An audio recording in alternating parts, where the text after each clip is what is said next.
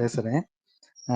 கடந்த 200 வருஷமா நாங்க தேயிலை தோட்ட சமூகத்த உருவாக்கி, எங்க முன்னோர்கள் உருவாக்கி, பிரித்தானியர்கிட்ட இருந்து அடிமையாகி வந்து, இந்த இலங்கையில மலையகத்த உருவாக்கி இருக்கிறாங்க. காடுகள அழிச்சு, இப்ப இந்த இலங்கைக்கு கிட்டத்தட்ட இன்னும் வரைக்கும் 200 வருஷமா 50% மேல வருமானத்த பெற்றுக் கொடுத்துக்கிட்டு இருக்கிற இந்த இந்திய வம்சாவளியாகிய இந்த இலங்கை மலையக மக்கள்.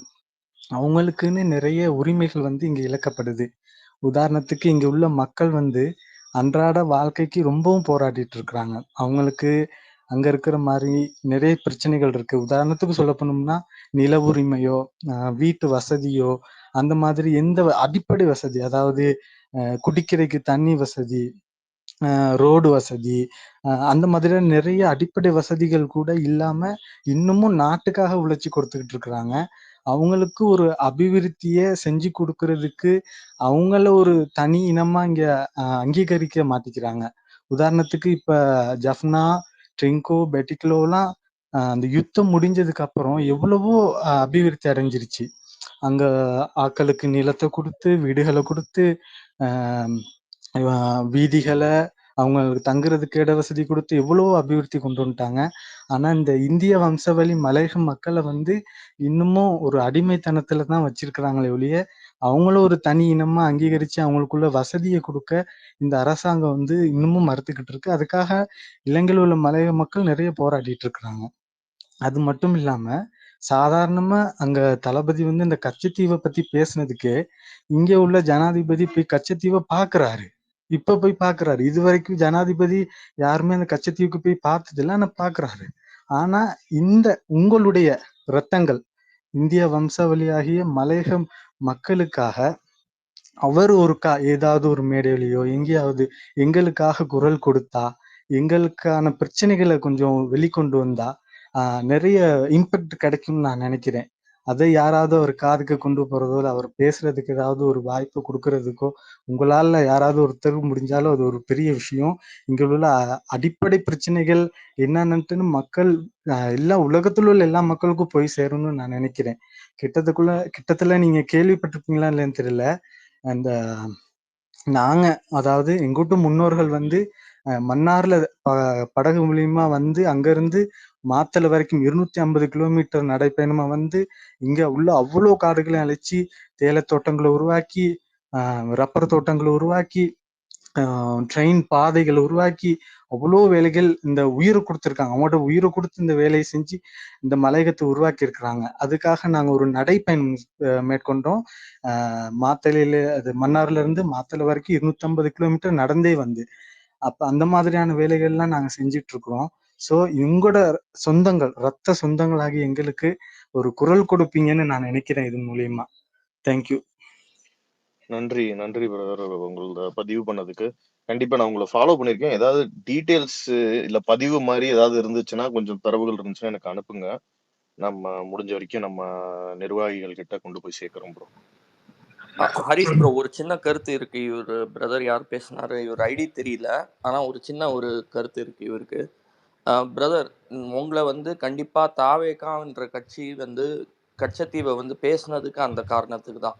ஆனா ஒரே ஒரு சின்ன ஒரு திருத்தம், நாங்க மலையக தமிழர்களுக்கும் ஈழத்தமிழர்கள் மத்தியில ஒரு பகை இருக்கிற மாதிரி ஒரு வியூக என்னைக்குமே நாங்க வகுக்க மாட்டோம். அது செய்தது வந்து திமுக. உங்களுக்கு என்ன விட அது நன்றா தெரியும். மலையக தமிழர்களுக்கும் ஈழத்தமிழர்களுக்கும் ஒரு பிரச்சனைகள் இருக்கிற மாதிரி சித்தரிச்சு இந்த போரின்ற முடிவே வந்து தவறு, இது வந்து 2 சாதிக்குள்ள நடந்த பிரச்சனை அப்படின்லாம் வியூகம் வகுக்கிறது இங்க வந்து திமுக. ஸோ அந்த வியூகத்துல நாங்க என்னைக்குமே வரமாட்டோம். எங்களுக்கு வந்து ஈழங்கிறது ஒரு எமோட்டிவ் இஷ்யூ தான். அண்ணன் வந்து இலங்கை மாப்பிள்ளை தான், அதை என்னைக்குமே நீங்க மறக்காதீங்க. ஸோ உங்களுக்கு வந்து செய்வார். தலைமை வந்து இன்னைக்கு பேசியிருக்குன்னா இது வந்து திமுக மாதிரி நாங்கள் அதை பேசிட்டு வெறும் விளம்பர அரசியல் செய்ய மாட்டோம். அது நீங்கள் தாக்கத்தை பார்த்தீங்களா, அனுரா அவர்கள் வந்து அந்த இடத்துக்கு போக வேண்டியது காரணம் யாருன்னா, அவருக்கு தெரிஞ்சிருக்கு உண்மையிலே பவர் யாருக்கிட்ட இருக்கு அப்படின்னு அவர்கிட்ட தெரிஞ்சிருக்கு. கச்சத்தீவை இத்தனை வருஷமா எல்லா கட்சிகளும் நாங்கள் மீட்டு தரோம் பேசி தரோம்னு சொன்னவங்களே தான் தாரவாத்து கொடுத்தாங்க. அதை வந்து நீங்கள் மறக்காதீங்க.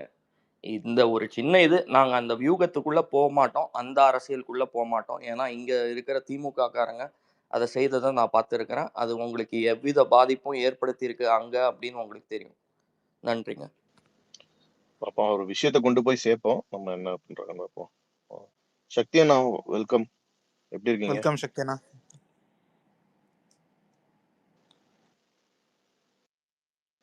ஓகே ஓகே, இல்ல பேசிட்டு இருக்கோம். நீங்க வந்தீங்களே, எப்பவுமே கேட்டுட்டு இருப்பீங்க, ஸ்பீக்கர் வர மாட்டீங்க, வந்திருக்கீங்க, அதான். செட் நல்லா பதிவு பண்ணீங்க செட். ஒரு மெசேஜ் போட்டேன், அதனால அதுல வந்து விளைவுகள்னால சரி ஒரு கருத்தை சொல்லுவோம் அப்படின்னு பார்த்தேன். வேற ஒன்று சொல்லுங்க சொல்லுங்க. அதான் இப்போ ஒரு 3 நாளுக்கு முன்னாடி ஒரு மெசேஜ் ஒன்று போட்டிருந்தேன். நான் தமிழர் குறிப்பிட்டு பேசுற இடத்துல நம்ம ரொம்ப இது அரசியலுக்கு இதுக்கு அதுக்குள்ள எதுலையுமே நான் இல்லை. ஜென்ரலா ஒன்று சொன்னேன், உடனே தம்பிகள்லாம் பாஞ்சு ஜாம்பி மாதிரி கடின்னு கடிச்சு விட்டாங்க. அப்போ ஒண்ணு புரிஞ்சுது என்னன்னா, அவங்க சொல்றாங்க அரசியல் தெரியாத கூட்டம், படைகள்ல வந்து ஃபேன்ஸ் கிளப்பா அப்படி இப்படின்னு நிறைய சொன்னாங்க. உண்மையாவே அரசியல் தெரியாத கூட்டம் அவங்களா தான் இருந்தாங்க. ஏன்னா அவங்க பேசினது கமெண்ட் செக்ஷன்ல அப்புறம் டிஎம்ல தனியா வந்து திட்டினதெல்லாம் தான் அப்யூசிவா இருந்தது. ஜென்ரலா எப்படி ரியாக்ட் பண்ணுன்றது வந்து டிவிகே சைட்ல கொஞ்சம் படிச்ச கூட்டமா இருந்தது, தெளிவா பேசியிருந்தாங்க. இன்னும் கொஞ்சம் சின்ன சின்ன விஷயங்கள் இருக்கு, அதெல்லாமே போக போக சரியாகும். எடுத்த உடனே எல்லாமே சரியாகணும் அப்படின்னா அது பண்ண முடியாது. இப்பதான் 2 வருஷம் ஆயிருக்கு. கொஞ்சம் கொஞ்சமா தான் எல்லா கட்சியும் அப்படிதான் வந்திருக்கு. எல்லாமே அப்படிதான், experience by experience, evolve situation ஆறது பை தானே சிச்சுவேஷன் எல்லாமே இங்க.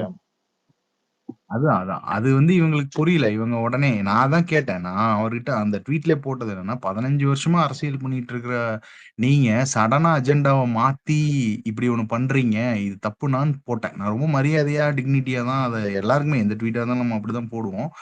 ஆனா அது அவங்களுக்கு அது ஐடியா இல்ல. ஏன்னா எனக்கு அந்த கட்சிக்குள்ள இருக்கிற சில பேர் நல்லா தெரியும். அவங்க வெளியில வந்துட்டாங்க இப்போ. பட் அவங்க சொன்ன பாயிண்ட்ஸ், வேதனைகள்லாம் எடுத்து வெளில வச்சோம்னா, இவங்க அப்புறம் எதுலயுமே பேச முடியாது. அந்த அளவுக்கு மோசமா அவங்க நடத்தியிருக்காங்க. இதுக்கும் அவங்கலாம் வந்து ரொம்ப அடிப்படையில இருந்து வந்தவங்க. அவ்வளவு காலம் ஒரு 15 வருஷம் ஒருத்தன் லைஃப்ல ஒருத்தர மட்டுமே நம்பி லைஃப் தொலைச்சுட்டான். அப்படி ஒருத்தர் இருக்காரு. அந்த மாரி ஒரு 5, 6 பேர நான் மீட் பண்ணேன். 15 வருஷங்க. லைஃப் சும்மா கிடையாது 15 வருஷம்ன்றது. அப்படி போயிடுச்சு. அதுவும் நம்ம யங் ஏஜ்ல வந்திருப்பாங்க. ஆமா. ஒரு 30 வயசுல இருந்து 45 இப்ப பாருங்க, அவருக்கு ஒரு சேவிங்ஸ் கிடையாது. எல்லாத்தையும் கட்சிக்கு போட்டாரு. ஆனா, இந்த கட்சியை நடத்திட்டு இருக்கிற தலைமை ஒருங்கிணைப்பாளர் அண்ணன் வந்து பிராடோ காரு, பயங்கரமான இது. அவர் ஜாலியா தான் இருக்கிறாரு. இததான் சொல்ல வரேன். என்னன்னா, அரசியல் பக்குவப்படுத்தப்பட்ட கூட்டம் அது இதுன்னு பயங்கரமா மேடையில முழங்குறது அதெல்லாம் okay. But end of the day அரசியல் அது இல்ல. அரசியல் வேற ஒரு விஷயத்த கத்து குடுக்கும். அத வந்து புடிச்சிட்டாரு. அவர் முதல் 5 வருஷத்துல எப்படி இருந்தாருன்னு எனக்கு தெரியும். 2வது 5 வருஷம் எப்படி இருந்தாருன்னு தெரியும். 3வது 5வது வருஷம் எப்படி இருக்காருன்னு தெரியும். இது இவங்களுக்கு புரியவே இல்ல. டேய் தம்பி, நீ முதல்ல எப்படி பார்த்த? இப்ப எப்படி பார்க்குற? இது 2க்கும் டிஃபரன்ஸ் இருக்குல்ல. அதையே அவங்க அனலைஸ் பண்ண மாட்டேன்றாங்க. அது புரியல. ஒரு 250 கோடி சம்பளம் வாங்கிட்டு இருக்கிற ஒரு ஹீரோ அவரோட இத விட்டுட்டு அரசியலுக்கு வராரு. அப்ப அவர் எங்கிருந்து வராருன்றது தெரியும். அவருக்கு ஏது இது உடனே அதுக்கு 1500 கேள்வி பதிலு. நீ என்னமோ நீ இரட்டை கொள்கை வச்சிருக்க. ஏதேதோ சொல்றாங்க. எனக்கு அதுக்குள்ளலாம் போக விரும்பல. இந்த ரைட், லெஃப்ட், சென்டருக்குள்ளலாம் போகல. பட் ஜென்ரலா நல்லது பண்ணணும்னு ஒருத்தர் வராரு. அதுக்கு என்ன ஹெல்ப்? நான் இன்னொன்னும் இவங்க எதிர்க்கிற இடத்துல இருந்தும் சொல்றேன். இப்ப சமூக நீதின்னு ஒண்ணு பேசுறாங்க. நான் கேட்கிற சினிமால சமூக நீதி இருக்கா? நான் கிட்டத்தட்ட 18வது வருஷம் என் சினிமா கேரியர்ல 18த் இயர்ல இருக்கிறேன். நான் டிஸ்ட்ரிபியூஷன் செக்டார் எல்லா செக்டார்லயும் இருந்திருக்கேன். ஆல்ரவுண்டர் மாரி ஒர்க் பண்ணிட்டு இருக்கேன். சரி, இப்ப இன்னைக்கு இருக்கிற சினாரியோல டிஸ்ட்ரிபியூஷன் செக்டார்ல இருக்கிற ஒரு இடத்துல இருந்து நான் கேட்கிறேன், இங்க சமூக நீதி இருக்கா? சமூக நீதின்னா என்ன? எல்லாருக்கும் சமமா வாய்ப்பு வழங்கப்படணும், எல்லாருக்கும் அது கிடைக்கணும்னு சொல்றீங்கல்ல. ஆனா ஒரு குறிப்பிட்ட அந்த கவர்மெண்ட்ட சேர்ந்த ஒரு கம்பெனி மட்டுமே எல்லாத்தையும் பண்றாங்க. அவங்களோட பிரதர், சிஸ்டர், கன்சர்ன் மாரி எல்லாம் பண்றீங்க. 2010ல இதுக்கு தான் உங்கள போட்டு அடின்னு அடிச்சு அனுப்பிச்சு விட்டாங்க. திருப்பியும் அதே தான் 10 வருஷம் கழிச்சு, இதே தான் நீங்க 2021லேருந்து இப்போ வரைக்கும் பண்றீங்க. அப்போ நீங்க இங்க எங்க சமூக நீதி கிரியேட் ஆச்சு? அங்க இருக்கிற 180 எவ்வளோ ஒரு 200 பேருக்கு வேலை 1,00,000 பேர், 2,00,000 பேர் அத சுத்தி ஒரு இண்டஸ்ட்ரி சுத்தி ஒர்க் பண்றாங்க. ஆனா இவங்க மோனோபோலியா ஒரு முடிவு எடுக்குறதுங்கிறது வந்து அதுவே சமூக நீதி இல்ல. என்ன பொறுத்தவரைக்கும் அப்படி கிடையாதுல்ல. அப்ப நீங்க சமூக நீதிங்கிறது உங்களோட எல்லாத்துலயும் கடைபிடிக்கணும்ல. அதுல ஃபர்ஸ்ட் கிடையாது. 2வது திராவிட மாடல்ன்னு சொல்லிட்டு ஒண்ணு அவங்க அத வந்து புரொபகண்டா பண்ணி ஒண்ணு பண்றாங்க. அதுக்கு முன்னாடி இருந்த அ அரசெல்லாம் கிண்டல் அடிச்சு எல்லாம் பண்ணாங்க. அது விளம்பர மாடலா மட்டுமே தான் இருக்கு. விளம்பரங்கள் இருக்கு. ஆனா கொள்கை இருக்கு, எல்லாம் இருக்கு. ஆனா எதையுமே நிறைவேற்றவே இல்லைன்றது தான் உண்மை. இந்த சினிமா தொட்டு தான் அவங்க அழிஞ்சாங்க. போன தடவை அரசு காலியாகி போனாங்க. திருப்பியும் அதையே தவற செஞ்சிருக்கிறாங்க. மக்கள் அதுக்கு கண்டிப்பா பதில் சொல்லுவாங்க. இந்த தடவை ரொம்ப ஸ்ட்ராங்கா பதில் சொல்லுவாங்க. இந்த தடவை ஒரு பயங்கரமான ஃபோர்ஸ் ஒண்ணு இறங்கி இருக்கிறதுனால, எங்களுக்கு எல்லாத்துக்குமே நெறையா இப்ப எங்க வீட்ல எல்லாருமே நெறைய இடத்துல சேஞ்சஸ் பார்க்குறோம். கண்டிப்பா இது வந்து ஓட்டா கன்வெர்ட் ஆயி வந்துரணும். ஏன்னா, அதுதான் விருப்பம். ஏன்னா ஒரு ஆஸ் அ ஒரு காமன் ஆளா நம்ம பார்த்தோம்னா, எ இவங்க யாருமே நமக்கு வேண்டான்ற மைண்ட் செட்ல தான் மக்கள் இருக்காங்க. இது எப்படி கன்வெர்ட் பண்ணி கொண்டு போறோங்கிறது தான் நெக்ஸ்ட் 8 மந்த்ஸோட டார்கெட்டா நான் பார்க்குறேன். வெளியில இருந்து இதுக்கு எப்படி எப்படியெல்லாம் பார்க்குறேன். நெறைய பார்க்குறோம். மைனஸ், பிளஸ் எல்லாம் பேசுறோம். உள்ள இருக்கிற நிர்வாகிகளோடலாம் பேசியிருக்கோம். சில சில விஷயங்கள்லாம் சொன்னோம்.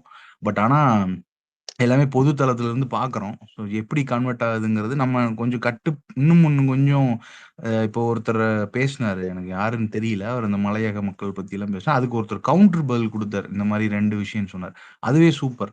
இவ்வளோ ஐடியாலஜியோட எல்லாம் அங்க எவனுமே இல்ல. எனக்கு நல்லா தெரியும். எல்லாம் வந்து பேப்பர் புக்கு, டிக்ஷனரிய படிச்சுட்டு, அங்க ஒருத்தன் எழுதி குடுப்பான். அத படிச்சுட்டு வந்து இங்க அப்படியே இப்ப டிவி மேடையில பேசுவாய்ங்க. டிவி இதுலயே பார்க்குறேன். நெறைய இதுல நம்ம நல்லா தான் பேசுறோம். இன்னும் கொஞ்சம் அது மாறும். ஒரு ஒரு 10 நாள், 20 நாள்ல அப்படியே மாறி, மாறி அடிக்க ஆரம்பிச்சோம்னா, வார வாரம் சனிக்கிழமை அவங்களுக்கு ஒப்பாரி தான் இனிமேல் அப்படின்ற மாரி இருந்தா இல்ல சூப்பரா சக்தினா, இருக்கும். அதுவும் இல்லாம இன்னும் இங்க நடக்கிற விஷயம் எதையுமே இன்னும் யாரும் வெளியில பேச ஆரம்பிக்கல. இப்ப நீங்க எடுத்துக்கிட்டீங்கன்னா சினிமா சைடு இருக்க பிரச்சனைகள், அப்புறம் சமூகத்துல இருக்க பிரச்சனை, இது எல்லாரையும் இன்னும் எல்லாம் ஸ்பீக் அவுட் பண்ணாங்கன்னு வச்சுக்கோங்களேன். அப்பதான் இவங்களுக்கு இன்னும் அந்த ரியல் இம்பாக்ட் தெரியும். இன்னும் இப்ப வெளியில பேசுறது, குறை சொல்றது எல்லாமே வந்து கொஞ்சம் தான் இவங்க கேட்கறது. ஏன்னா மீடியா அந்த அளவுக்கு கண்ட்ரோல்டா இருக்கு. பட் இதெல்லாம் இன்னும் எல்லாரும் ஓப்பன் அப் ஆனாங்கன்னா இவங்க எங்க போவாங்கன்னு தெரியல. இப்ப நீங்க சொன்னீங்க இல்லையா, அந்த 2011 டைம்லயே அந்த சினிமா பிரச்சனையில கை வச்சுதான் இதானாங்கன்னு. அந்த டைம்லயே வந்து ஃபுல்லா வெளியில வந்து பூதாகரமா தெரிஞ்சிருச்சு. ஓப்பனா அடிச்சுட்டாங்க. இன்னும் இந்த வாட்டி அந்த மாதிரி ம். தெரிஞ்சாதான் வந்து முழு இம்பாக்ட் தெரிய போகுது. அப்பதான் அது இன்னும் கூடிய இல்ல சீக்கிரம் வந்து அது ஆரம்பிக்கும்னு நினைக்கிறேன் நானு. செக்யூர்லாம் ஆக்சுவலி எனக்கு ஒரு டவுட். இப்போ எல்லாரும் யுனைட்டியா சேர்ந்து எதிர்க்க முடியாதான்னா இவங்கள வந்து இந்த மாதிரி பண்றாங்க அப்படின்றத வந்து? இல்லைங்க. இப்ப 8 மாசம் இருக்கு. இப்ப நான் வந்து ஓப்பன் அவுட் பண்ணி பேசுறேன்னு வச்சுக்கோங்களேன். கண்டிப்பா இதுல யாரோ ஒருத்தர் இருப்பாரு உள்ள. எ தொழில முடக்குறது தானே. எக்கனாமிக்கலா தொழில முடக்குறது. அப்புறம் இவனுக்கு என்ன சப்போர்ட் அது மறைமுகமா த்ரெட் பண்ணி கிரியேட் பண்ணுவாங்க. அதனால தான் பயப்படுறாங்க. நெறைய பேர் உள்ள வர்றதில்ல. எலக்ஷன் அனவுன்ஸ் பண்ணி கவர்ன்மெண்ட் டிஸ்மேண்டில் ஆயி ஒரு ஒரு விஷயம் நடக்கிறப்போ, கண்டிப்பா எல்லாரும் மாறி பண்ணுவாங்க. ஏன்னா நெறைய பேருக்கு அந்த ஐடியாலஜில தான் இருக்காங்க. வேற வழி இல்லாம சில விஷயங்கள் பண்றாங்க.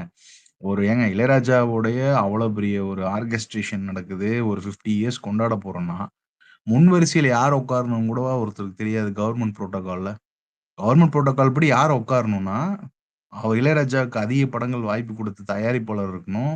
தயாரிப்பாளர் சங்கம் இருக்கணும். இயக்குனர் சங்கம் இருக்கணும். இந்த மாரி நெறைய சங்கங்கள் இருக்கு. அவங்க ஃப்ரண்ட் லைன்ல உட்காந்துட்டு, நீங்க கட்சிக்காரங்களுக்கு குடுங்க நான் இல்லன்னு சொல்லல. அது செகண்ட் லைன்ல வச்சு நீங்க பண்ணணும். அது பண்ணவே இல்ல. தமிழ் சினிமால யாருக்கு அங்க கிடைச்சது? ரஜினி சார், கமல் சார் தவிர யாருக்கு அங்க மரியாதை கிடைச்சது? யாருமே இல்ல. ஏன்னா, இதே தான் இதுக்கு முன்னாடி கிண்டியில ஒரு ஈவென்ட் பண்ணாங்க. எல்லா ஈவென்ட்டும் இவங்க பண்றது எதுக்குன்னா, இவங்களோட மாடலுக்கு தான் பண்றாங்களே ஒழிய, உள்ள என்ன இளையராஜாவுக்கே அது வந்து வெளியில சும்மா அவர் பேசிக்கிறாரு. உள்ள திருப்தி இல்ல அவருக்கு. பெரிய திருப்தி எல்லாம் கிடையாது. அவர் சும்மா சரி வேற வழி இல்ல அப்படி பண்றாங்க. அந்த மாரி ஒரு பாயிண்ட். ஏன்னா, அவர் வந்து பிஜேபியோடைய எம்பியா இருக்காரு இப்போ. பிஜேபியோட புரொபகண்டா ஆளா இருக்கிறாரு. அவருக்கு நாங்க பண்ணிட்டோம் பார்த்தீங்களா? அப்படின்ற மைண்ட் செட்ல தான் இருக்கு ஒழிய, நான் இருக்கேன் உள்ள. எந்த அடிப்படையில இருக்கிற எந்த உறுப்பினர்களுக்கும் அழைப்பு விடுக்கப்படல. மெசேஜ் போடப்படல. முழுக்க முழுக்க கட்சியில இருக்கிறவங்க, அவங்களுக்கு சொந்தக்காரன், இவனுக்கு சொந்தக்காரன், ஸ்பான்சர்ஸ் இவைங்கள வச்சுட்டு மட்டும் நடத்துனா, தமிழ் சினிமால இருக்கிற இளையராஜா எவ்வளோ? 1500 படங்களுக்கு பண்ணா 1500 புரொடியூசரே உள்ள இருப்பான். உள்ள 1500 புரொடியூசர்ல ஒரு 500 புரொடியூசர் கூட கூப்பிட்டுருக்கலாம். யாரையுமே கூப்பிடல. டைரக்டர்ஸ் கூப்பிடல. யாரையும் கூப்பிடல. அவங்களுக்கு தோணுனவங்கள மட்டும் கூப்பிட்டுட்டு, அவங்க ஒரு விழா பண்ணிட்டு, அதை அவங்களே அதில சிம்போனிக்கு கட் பண்ணிக்கிறது, இந்த மாரி ஒண்ணு பண்ணிட்டாங்க. ஈவென்ட் நடந்ததே தெர்ல. அப்படி ஒரு விஷயம் தான். ஏன்னா இவ்ளோ பெரிய ஈவென்ட் எப்படி பாப்புலரைஸ் ஆயிருக்கணும்? ஒரு கமல் 50 பண்ணாங்க விஜய் டிவி. என்ன மாரி பாப்புலரைஸ் ஆச்சு? அந்த மாரி கூட வரல இது. சும்மா 2 தடவ பேசுனாங்க. அதில மேல 2 பேர் பேசினது மட்டும் ஹைலைட் ஆச்சே ஒழிய, அப்படிதான் இருக்கு. அவங்க முழுக்க முழுக்க இன்னும் 4, 5 விழா நடத்துவாங்க. அப்புறம் இவருக்கு அவங்க பாராட்டு விழா எடுப்பாங்க. இப்படியே போய்க்கிட்டே இருக்கும். நம்மளும் அப்படியே பார்த்துக்கின்னே இருக்கணும் ஜாலியா. என்ன ஏதோ பண்றாங்க போல இருக்கு. அப்படின்ற மாரியே போயிட்டுருக்கு இன்னைக்கு சினிமா. கண்ட்ரோல் பண்ணல. நாங்க சினிமாவ கண்ட்ரோலே பண்ணலன்றாங்க. அ மக்களுக்கு தெரியும் எப்படி கண்ட்ரோல் பண்றாங்கன்னு. தியேட்டருக்காரங்களுக்கு தெரியும், டிஸ்ட்ரிபியூட்டர்ஸ்க்கு தெரியும், சினிமால இருக்கவங்களுக்கு தெரியும். இது 2010ல நடந்த ரிசல்ட் தான் 2024ல 26ல நடக்க போகுது. ஷுவர் அது. சினிமாவை கண்ட்ரோல் பண்ணலன்னு சொல்றீங்க, எங்களுக்கெல்லாம் அப்பட்டமா தெரியுதுங்க. ஏன்னா சிலங்க பேர்லாம் போன ஆட்சியில மழை பெஞ்சா பேச வருவாங்க, சில பேர்லாம் போன ஆட்சியில சித்ரா அரவிந்தன் சோஷியல் மீடியாவா இருப்பாங்க. இந்த ஆட்சியெல்லாம் வாயே திறக்க மாட்டாங்க எந்த பிரச்சனைக்கும். இந்த அளவுல அதுதான் நாங்க என்ன பண்றது, தெரிஞ்சுக்கிட்டோம். அங்க படம் கொடுப்பாங்க, அங்க ஓடிடுவாங்க.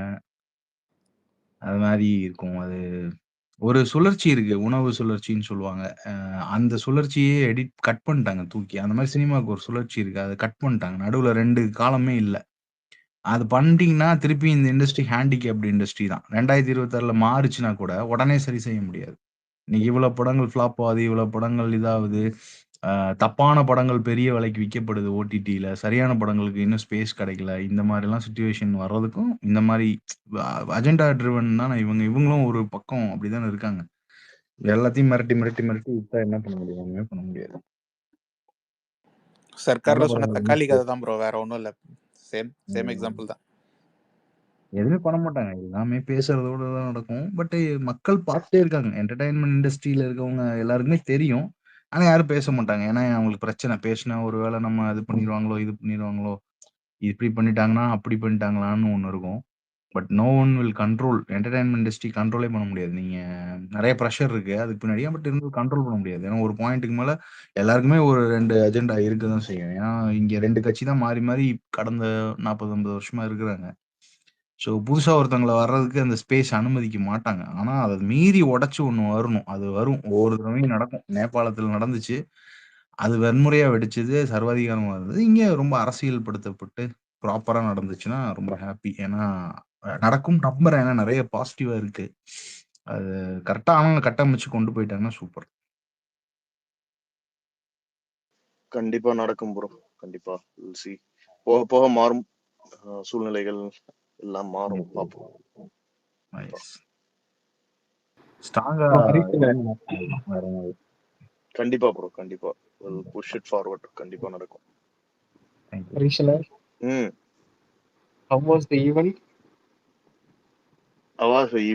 வெரி ஃபன்ரா, காமெடி.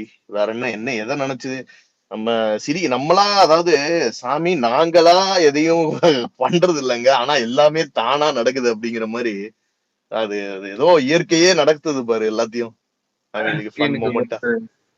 ஒரு இன்டர்வியூ ஒருத்தர் எடுத்தார்ல ஆதம் சேனல்ல, இந்த சேர கமெண்ட் பண்ணாரு பாத்தீங்களா, இன்னைக்கு என்ன நடந்துச்சு? நான் ஒண்ணு சொல்லட்டா, நான் ஒண்ணு ஸ்ட்ராங்கா இவனு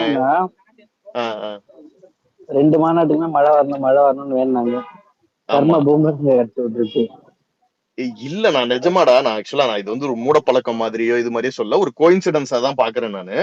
பட் அப்படி பார்த்தாலுமே இது என்னமோ ஒரு நேச்சர் என்ன இப்படி விளையாடுற மாதிரி இருக்காது. சீரியஸா இட் ஹேப்பன்ஸ். அதுவும் இல்லாம எனக்கு தெரிஞ்சு இவரை பெருசா பயங்கரமா டார்கெட் பண்ணி எதுக்கணும்ன்றதெல்லாம் நினைச்சவங்க, இல்ல நினைக்கிறவங்க, நினைச்சிட்டு இருக்கவங்க, அது என்னமோ இட் ஹேப்பன்ஸ். இவர் இன்னொருத்தவங்களை அழிக்கணும், இல்ல அவனுங்களை கீழே தள்ளணும், அந்த மாதிரி எதையும் பிளான் பண்ணி எல்லாம் பண்ணல. இவர் என்ன பண்ணணுமோ அதை கரெக்டா பண்ணிட்டு இருக்காரு. என்ன கேள்விகள் கேட்கணும், என்ன வேர்ட்ஸ் யூஸ் பண்ணணும், எவ்வளவு நாகரிகமா நடத்தணும். ஒரு தலைவர் அப்படி இருந்தா தானே. இப்ப பாரு, ஃபார் எக்ஸாம்பிள் ஒரே ஒரு இது சொல்ற எக்ஸாம்பிள், அங்கிள்னு அவர் சொன்னது பல விதமா இன்டர்பிரட் பண்ணப்பட்டுச்சு, ஓகேவா?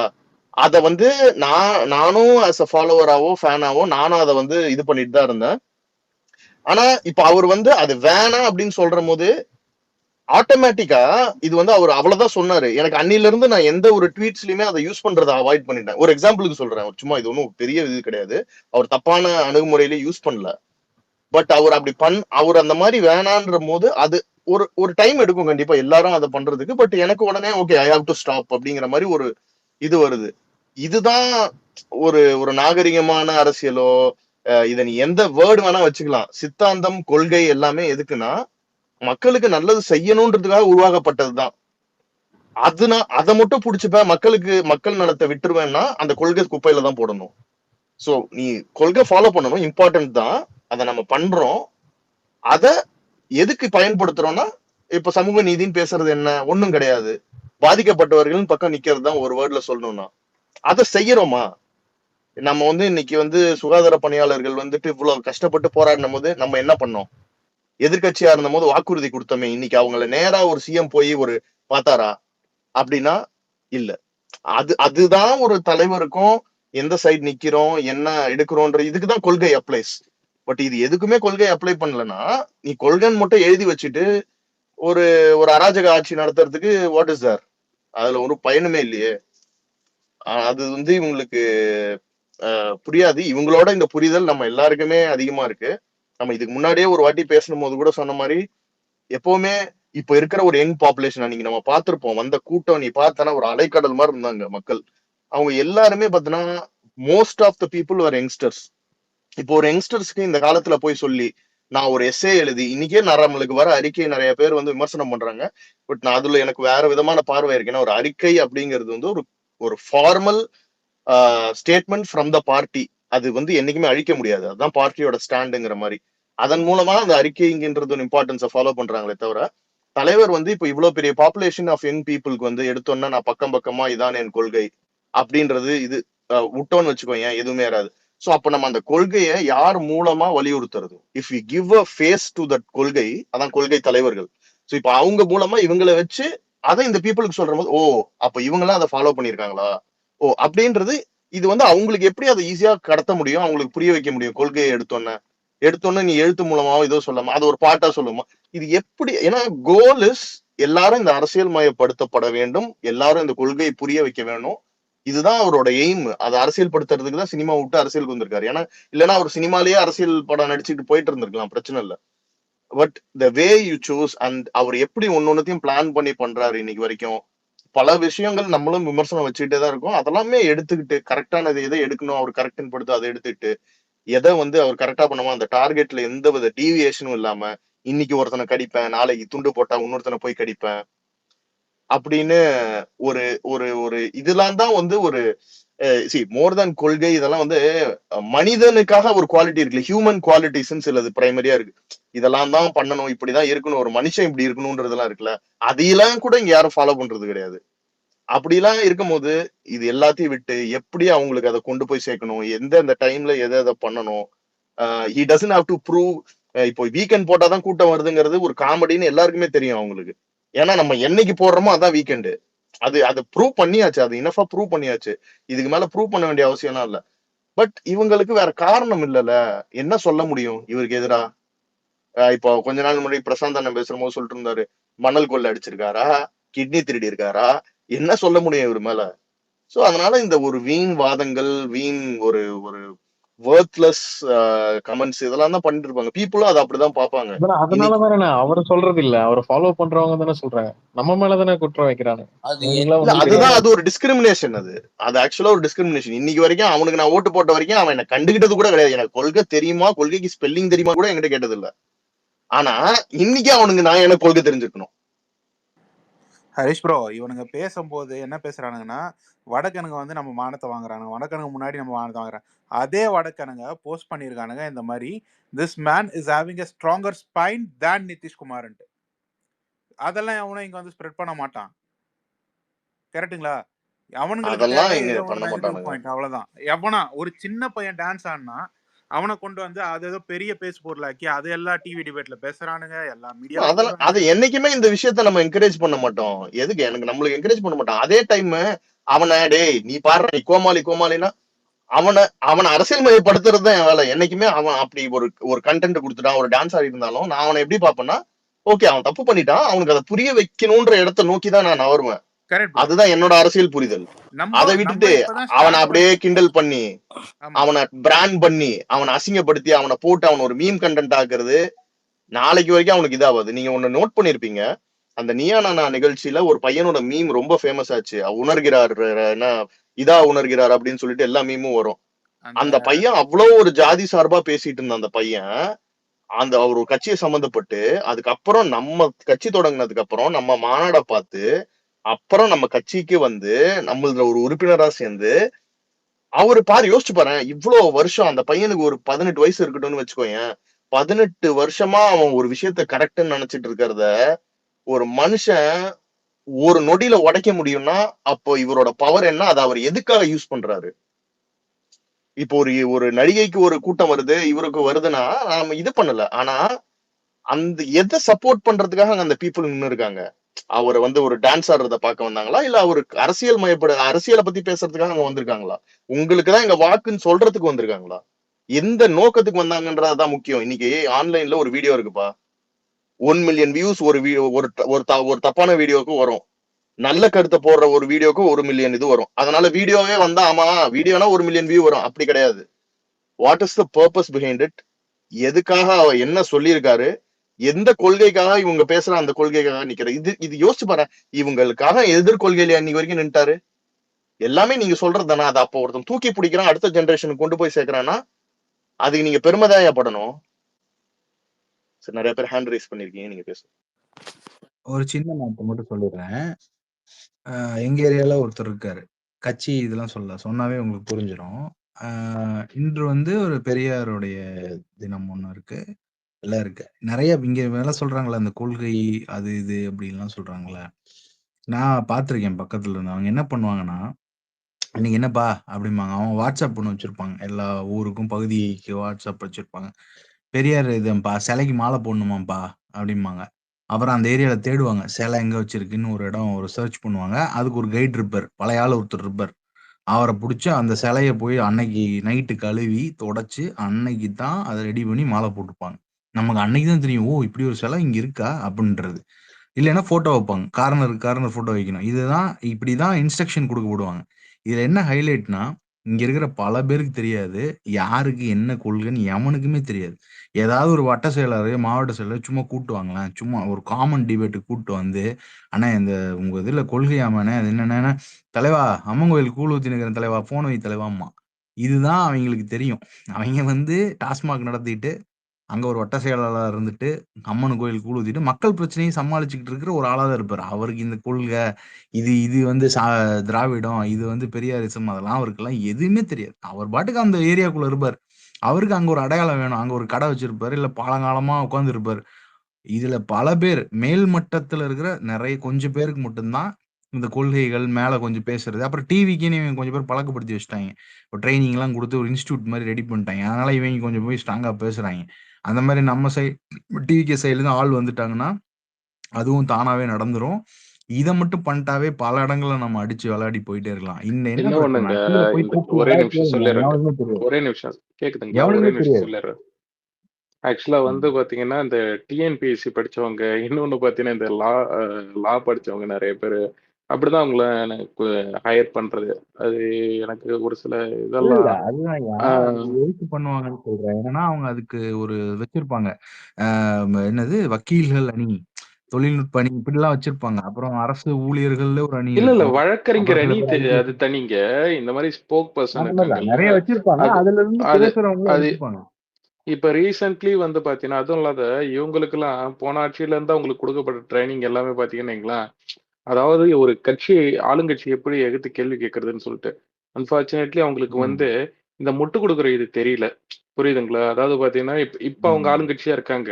அவங்க ஆட்சியில வந்து அலங்கோல ஆட்சி நடந்துட்டு இருக்கு. ஓகேங்களா? நிறைய நீங்க இந்த இது தவிர்த்து ஜெனரலா பார்த்தாலே இப்ப கரண்ட் பில் பிரச்சனை சொல்லியிருந்தாங்க. இன்னொன்னு பாத்தீங்கன்னா இந்த இவங்களுக்கு சம்பளம் நிறைய பேருக்கு பாத்தீங்கன்னா இது போல ஜாக்டோ ஜியோ பிரச்சனையா தூய்மை இருக்கட்டும், பணியாளர்கள் தொழிலாளர்கள் ஊதியமா இருக்கட்டும், நேற்று செவிலியர் இது கூட பாத்தீங்கன்னா கோர்ட்டு கண்டனம் தெரிவிச்சிருந்துச்சு. ஸோ இந்த மாதிரி வந்து பாத்தீங்கன்னா இந்த மாதிரி பிரச்சனைக்கெல்லாம் பாத்தீங்கன்னா உங்களுக்கு ஆன்சர் சொல்றதுக்கு எதுவும் இல்லை. ஏன்னா இது எங்குமே பண்ணல. இன்னொன்னு இவங்க தேர்தல் வாக்குறுதி எதுவும் நிறைவேற்றல. ஸோ இவங்களுக்கு இருக்கிறதெல்லாம் பாத்தீங்கன்னா டைவர்ஷன் பாலிடிக்ஸ் தான். இப்ப வந்து பாத்தீங்கன்னா யார் ஆப்போசிட்டா வராங்களோ, யார் நம்மளை கேள்வி கேட்குறாங்களோ அவங்களை நம்ம வேற ஒரு கேள்வி கேட்டு விடுவோம். அடிக்கணும். அது அந்த டைவர்ஷன் பாலிடிக்ஸ் தான் இவங்க யூஸ் ஆகுறாங்களே தவிர, அவங்களுக்கு எடுத்த உடனே ஒரே விஷயம் என்னன்னா கொள்கை என்ன கொள்கை என்னன்னு சொல்லிட்டு ஆஹ் அதுதாங்க கேக்குறேன். அந்த கொள்கையை கீழே வந்து ஒரு மைக் எடுத்துன்னு போய் ஒரு வட்ட செயலாளர்கிட்ட இங்க இருக்கிற பகுதி செயலாளர்கிட்ட கேளுங்கலாம் தெரியாது. அவங்களுக்கே பேசிக் நாலேஜ் தெரியாது. இருக்காதுங்க. இல்ல பேசிக் 74 நாலேஜ் வருஷம் இருக்காதுங்க. கட்சி ஆரம்பிச்சுன்னு சொல்றாருல, 74 வருஷம் ஆரம்பிச்ச கட்சி தான்ப்பா, இல்லன்னு இல்ல. 3 தலைமுறையா திமுக இருக்கட்டும், கூப்பிடுங்க பேசுவோம். நம்ம எல்லாம் படிச்சிருக்கோம். நம்ம நாளைக்கு ஏதோ ஒண்ணுல படிச்சுக்கலாம். ஒரு 15 நாள் 20 நாள் ஒரு புக் எடுத்தோமா படிச்சோமா எல்லாமே தெரிஞ்சிடலாம். இவங்க படிக்கவே தெரியாது. என்ன பண்ணுவாங்க, மேல இங்கேயும் பேசிட்டு போவாங்க. பல பேரு சும்மா பதவியில இருக்கான், என்ன பதவியில் இருக்கானே அவனுக்கு தெரியாது. ஓ ஆமால்ல அப்படிம்பாங்க. எனக்கு அந்த லெவல்ல நான் பார்த்துருக்கேன் நிறைய பேரை. ஏன்னா எல்லாருமே ஒரு ஒரு பாயிண்ட்டுக்கு மேல அப்பா சொத்து பையன் அப்படிதான் போயிட்டு இருக்கு. இது வந்து பதவி நாட் தெரியாது, மேல பதவிக்கு உண்டான பவர் தெரியாது. மேலேயே தெரியல. எதுவுமே தெரியாது. மேல மேல லெவல் மட்டும் கிடையாதுங்க. கீழேயே சொல்றேன். இங்க பகுதி செயலாளர் பையன் இனோவா கார்ல போவான். அவனை வந்து அவன் தான் அங்க நடத்திக்கிட்டு இருப்பான் பார. இவங்களுக்கு என்னன்னா தொழில் அபிவிருத்தி பண்றது, நம்ம எப்படி ஆட்டைய போடலாம்.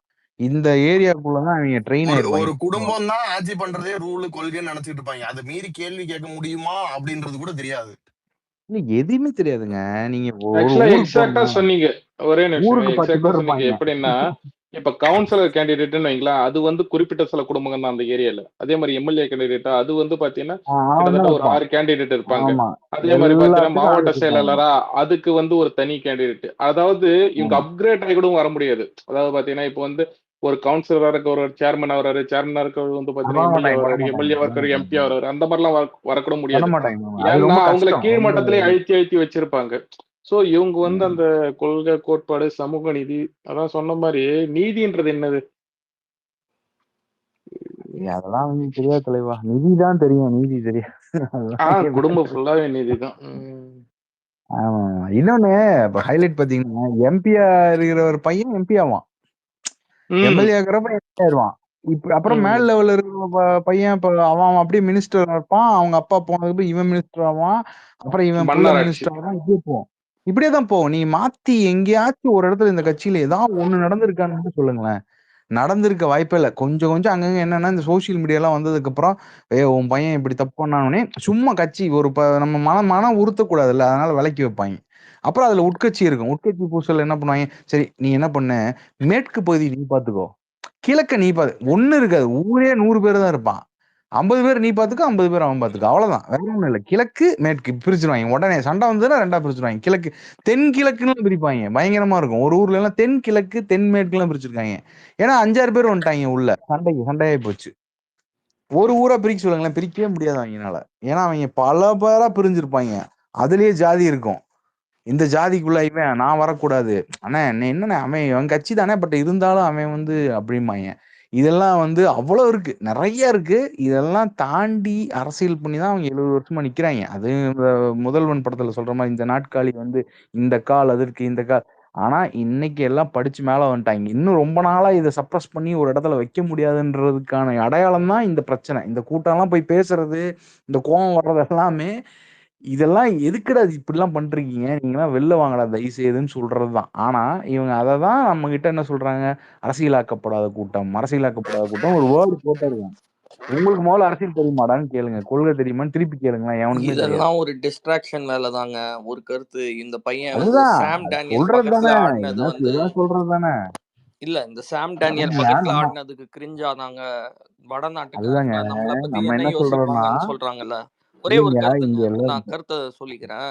என்னன்னா இங்க வந்து முகம் சுளிக்கிற மாதிரி இருக்கு அந்த பையன் பண்ணதுன்னு சொல்றாங்களே.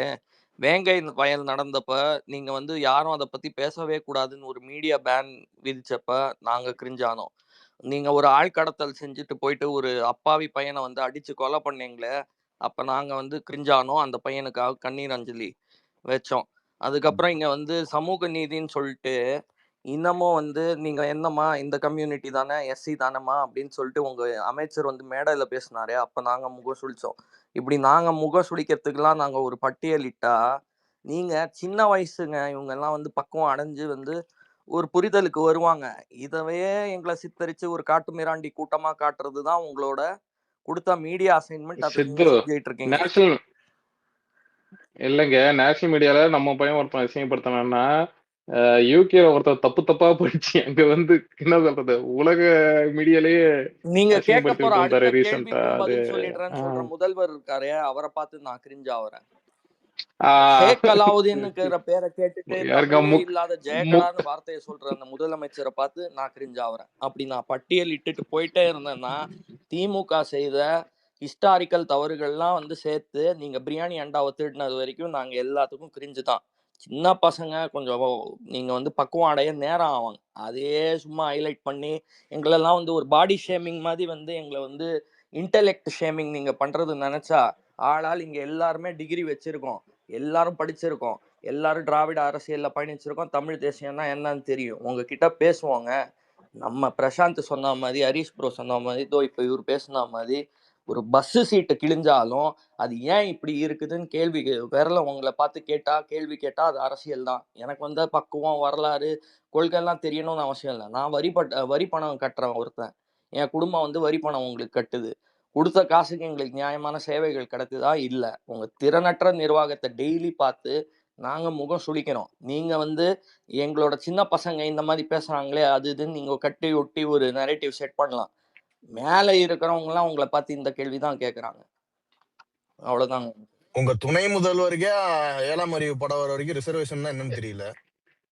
அதை பத்தி தவிர்த்து போயிடலாம். அவருக்கு இப்ப வரைக்குமே கொள்கை தெரியாது இல்லைங்க. சமூக நீதி ஆக்சுவலா அதான் பாயிண்ட். இப்ப வரைக்கும் கண்டிப்பா தெரியாது. இல்ல ஹரிஷ் ப்ரோ, நான் இதை எப்படி பாக்குறேன்னா, இந்த 2026 எலெக்ஷன் வந்து தாவேகா திமுகங்கிறத தாண்டி 4 ஜென்ரேஷனுக்கான ஃபைட். இவங்க என்ன சொல்லிடுறாங்கன்னா, ஈஸியா வந்துட்டு தாவேகாங்கிறது ஜென்சி அப்படிங்கிற ஜென்ரேஷனுக்குள்ள சொல்றாங்க. சரியா? ஆனா 4 ஜென்ரேஷன் இருக்கு. Baby boomers, Gen X, Gen Y, Gen Z. Gen ஒய்ங்கிறது வந்து மில்லேனியல்ஸ் வந்து பாப்புலேஷன் ரொம்ப அதிகம் இருக்காங்க டிவி கேட்டுல. இதை பத்தி பேசவே மாட்டாங்க. அதை அவங்க இதுக்குள்ள சுருக்க பாக்குறாங்க ஜென்சிக்குள்ள. ஜென்சிங்கிறது வந்து 97க்கு 7ல இருந்து 2012க்குள்ள இருக்கிறவங்க தான் ஜென்சி. சரிங்களா? 80கள்ல இருந்து 81ல இருந்து 96 வரைக்கும் பிறந்தவங்க தான் ஜென் ஒய், அதாவது மில்லேனியல்ஸ். நாலாம் மில்லேனியல் தான். என்ன மாதிரி எத்தனையோ சப்போர்ட்டர்ஸ் இங்க இருக்காங்க. விக்னேஷ் இருக்காரு, எனக்கே தெரிஞ்சு ஏகப்பட்ட பேர் இங்க இருக்கும். ஸோ இந்த இது ரொம்ப பெரிய பாப்புலேஷன் இந்தியாவில் இப்போ இவங்க தான் இருக்காங்க, எஸ்பெஷலி தமிழ்நாட்டில். ஸோ இவங்க வந்து இதுக்குள்ள சுருக்க பாக்குறாங்க. இது வந்து ஒரு ஜென்ரேஷனல் ஷிஃப்ட் நடக்க போகுது பொலிட்டிக்கலா அப்படிங்கிறது தான் நான் பாக்குறேன் இந்த 2026 எலெக்ஷன். ஹரி, ஒரு நிமிஷங்க.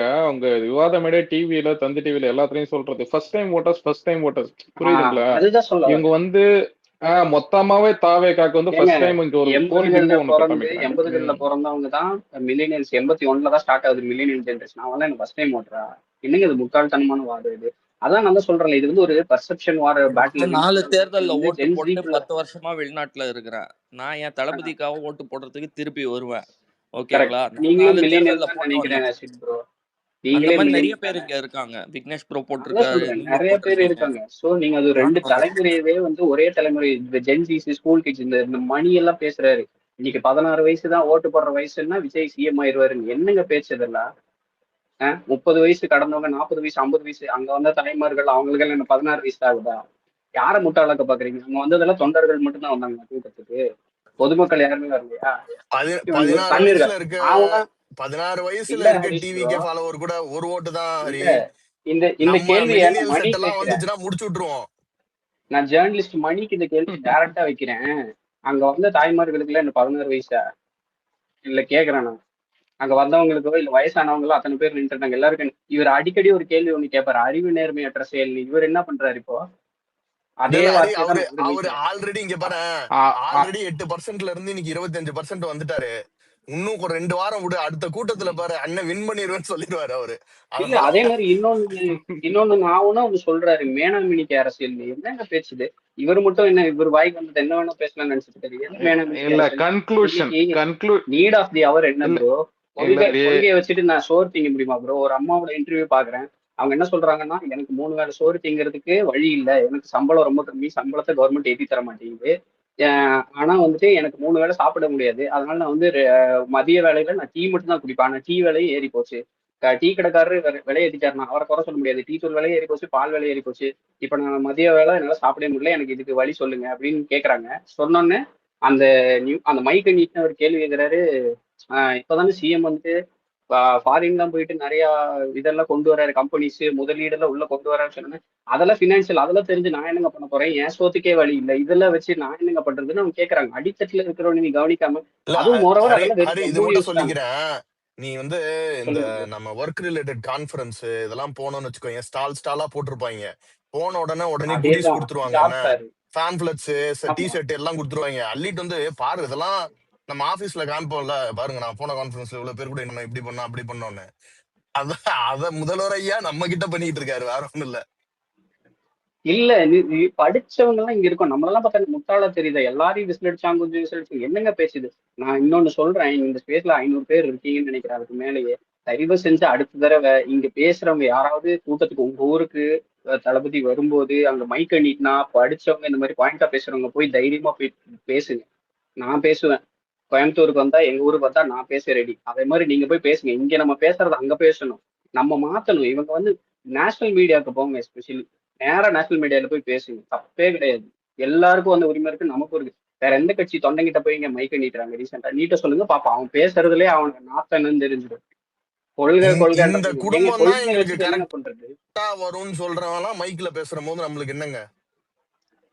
நாங்க அடிமை, நாங்க கொத்தடிமைன்னு ஒருத்தர் சொல்றாங்க. அதை தவிர எங்களுக்கு நாங்க இங்க நாங்க எதுவுமே நாங்க கொத்தடிமைன்னு சொல்றதுல பெருமைன்னு டைரக்டா இது லிட்டரலா அப்படியே சொல்றாங்க. நான் அவனுக்கு கோட் பண்றேன். இப்படியே சொல்றான் ஒருத்தர் மைக்கில, வெக்கமே இல்லாம. இவனுங்க கொள்கையை பத்தி பேச வந்துட்டானுங்க. இன்னைக்கு சேர தூக்கிட்டு நிக்கிறாங்க இந்த மலையில. அதையும் தூக்கிட்டு போயிட்டானுங்கன்னு நினைக்கிறேன் திமுக வீட்டுக்கு. இத அந்த அந்த இது ஒண்ணுப்பா அட்டடப்பா ஒண்ணு, அது கிரீட மாதிரி செஞ்சு அதுல லைட் செட் பண்ணி ஒரு ஆள் ஒருத்தன் போட்டிருந்தாப்பா ரெட்டையில அவங்க செந்தில் மீட்டிங்ல. பாலாஜி நெத்தியில ரெட்டையில போட்டிருந்தாரு லைட் எரியுற மாதிரி. இல்ல அவரு கட்டையில டிஎம்கே ஒரு இது ஒண்ணு அவரே ஸ்டார் மாதிரி இருந்துச்சு அந்த இது நட்சத்திரம் வந்து. சரி, இது சூரியன் வந்து கோமாளி மாதிரி தெரியுறாங்கன்னு தெரியாதா இவங்களுக்கு? மாநாடு உள்ளே ரோடு போகுது.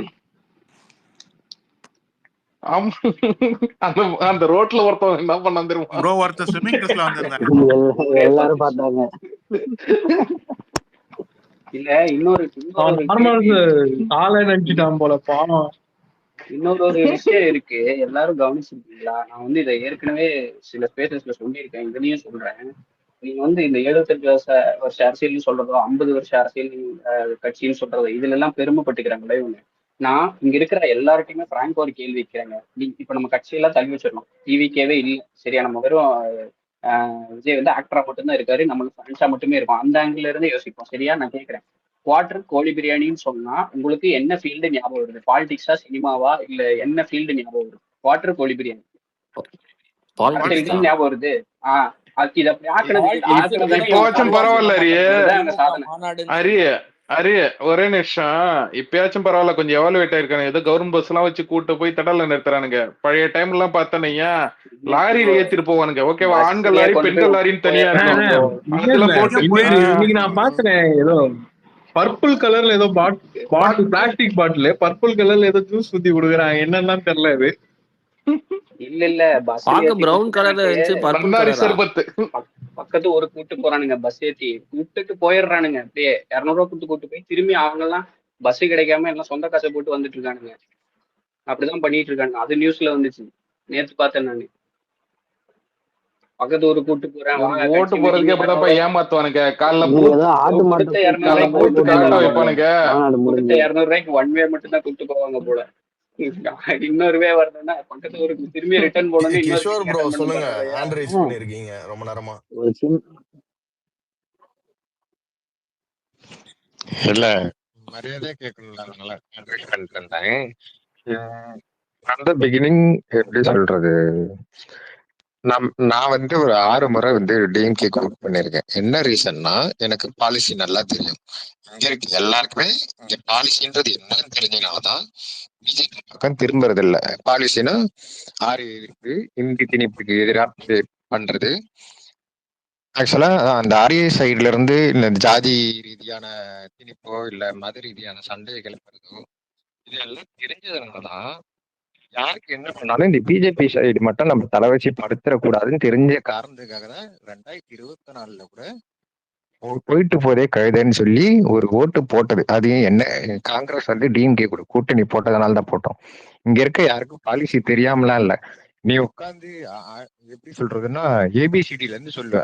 இன்னைக்கு இருக்க ஜென்ரேஷன் அப்படி இல்ல. நீ என்ன இந்த கேவ் தான் சொல்ல வரியா அப்படின்றது ஷார்ட்டா புரிஞ்சுக்குவானுங்க. நீ லெங்க்டா பேசி உட்காந்துட்டு 1967 இந்த மாதிரிலாம் லெங்க்டா கேட்கறது. வாய்ஸ் கொஞ்சம் லோவா கேக்குது ப்ரோ, வாய்ஸ் கொஞ்சம் லோவா கேக்குது. இப்ப கேக்குதுங்களா கிளியரா? இன்னைக்கு இருக்க காலகட்டத்துக்கு சென்னையில இப்ப ரீசெண்டா ஒரு 6 months பிஃபோர் வந்து எடப்பாடி இந்த ராஜ்பவனுக்கு வந்து சொல்லி இந்த அண்ணாடிச்சிட்டி ரோடு டிராபிக் ஆயிடுச்சு. பப்ளிக் எல்லாம் சாரி ப்ரோ, ஃப்ளக்சுவேட் ஆகுது உங்க வாய்ஸ். சாரி இருங்க ஒரு இப்ப கேக்குதுங்களா? கேக்குதுங்களா? பேசுங்க கேக்குது. கேக்குதுங்க கேக்குதுங்க ஆ பேசுங்க. அதான் ஒரு 6 months பிஃபோர் எடப்பாடி வந்து ராஜ்பவனுக்கு எதுக்கோ வந்திருந்தாரு. அப்போ அந்த அண்ணா யூனிவர்சிட்டி ரோடு வந்து செம டிராபிக், பப்ளிக்கு செம டென்ஷன். என்னன்னா மண்டே டு ஃப்ரைடேல ஒரு பீக் ஹவர்ஸ்ல நீ யார் வந்தாலும் வண்டியா திட்டுவாங்க. ஏன்னா அவங்களுக்கு அவ்வளவு கோவம் வருது. இந்த மாதிரி வந்து பீக் ஹவர்ஸ்ல வந்துட்டு பப்ளிக்கை டிஸ்டர்ப் பண்ணாலே அப்படி இருக்கவருக்கு நம்ம ஆளுக்கு நல்லா தெரியுது. இன்னைக்கு இருக்க ஜென்ரேஷன் வந்து அன்வான்ட் டைம்ல போனா நம்ம பண்ற விஷயமும் வந்து நெகட்டிவா தான் போகும். அது தெரியாதவே ஒருத்தர் தினமும் சென்னையில காலையிலயும் சாயந்தரம் 6:30 மணி டைம்லயும் இந்த தேனாம்பேட்டை ரோடு இந்த பிரிட்ஜு கட்டுறதுனால அவ்வளோ டிராபிக். நானும் காது குளிர கேட்டிருக்கேன். இன்னைக்கு இருக்க அந்த சிஎம் திட்டி நான் காதால கேட்டிருக்கேன். அப்போ அந்த வகையில் நீ பப்ளிக்கை பத்தி யோசிக்கிறது இல்லை. உன்னுடைய பார்வைக்காக நீ இந்த பிரிட்ஜை கட்டுறதை விட உனக்கு ஷார்ட் ரூட் போட்டு வீட்டுக்கு போற அளவுக்கு கிளியரன்ஸ் பார்த்து தான் நீ இருக்க. ஆனா பப்ளிக் உன்னை திட்டுறது உன் கண்ணுக்கு தெரியல. அந்த வகையில எங்க தலைவர் எவ்வளவு யோசிச்சு சனிக்கிழமை அன்னைக்கு இந்த மாதிரி பண்றாரு. இது ஒண்ணு. அப்புறம் இவர் சக்தி இவர் ஒண்ணு சொல்லியிருந்தாரு, எதுக்கு சம்பந்தமே இல்லாத வந்து இளையராஜா அவர்களுக்கு வந்து அதை இளையராஜாவே மேடையில கேட்டிருக்காரு. எதுக்கு சம்பந்தமே இல்லாத இப்ப எனக்கு பாராட்டு வச்சாங்கன்னு எனக்கு ஒன்றும் விலங்குலன்னு சொல்லியிருப்பாரு. இவங்க எல்லாருமே பாலிடிக்ஸ்க்காக தான் பண்றாங்க. அதுவும் அதுக்கும் இந்த